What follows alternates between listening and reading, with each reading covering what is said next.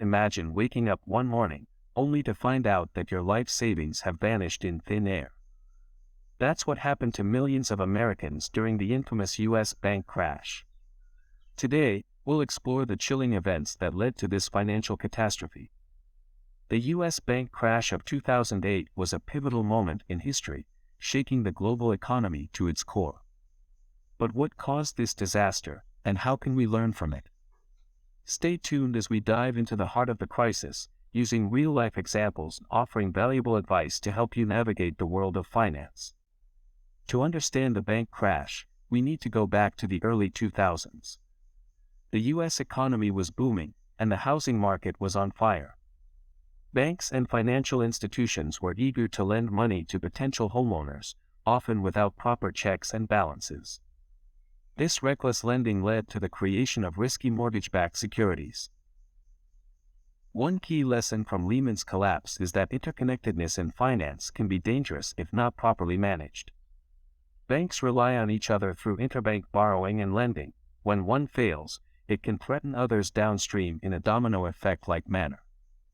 Let's dive into this special report on the USA bank crash. We've all heard about the risks of investing in the stock market and how things can go wrong. But what happens when the very institutions that we rely on to safeguard our money fail? In the next few minutes, we'll explore the reasons behind the bank crash, the impact it had on the economy, and what you can do to protect yourself. On September 15, 2008, the fourth largest investment bank in the United States, Lehman Brothers, filed for bankruptcy. It was the largest bankruptcy in U.S. history and the beginning of a financial crisis that would rock the entire world. But what led to this catastrophic event? One of the main reasons behind the bank crash was the subprime mortgage crisis. Banks were giving out loans to people who couldn't afford them, and these loans were then bundled together and sold as securities to investors. When homeowners started defaulting on their mortgages, these securities became worthless, and banks were left with huge losses. The interconnectivity of the financial system meant that when one bank failed, it had a ripple effect on the entire economy. One example of this was the collapse of the insurance giant AIG, which had insured many of these risky mortgages. When AIG couldn't pay out its claims, it had a domino effect on the banks that held its debt, causing widespread panic and a liquidity crisis. The government had to step in with a massive bailout to prevent a complete collapse of the financial system. So, what can you do to protect yourself from another bank crash?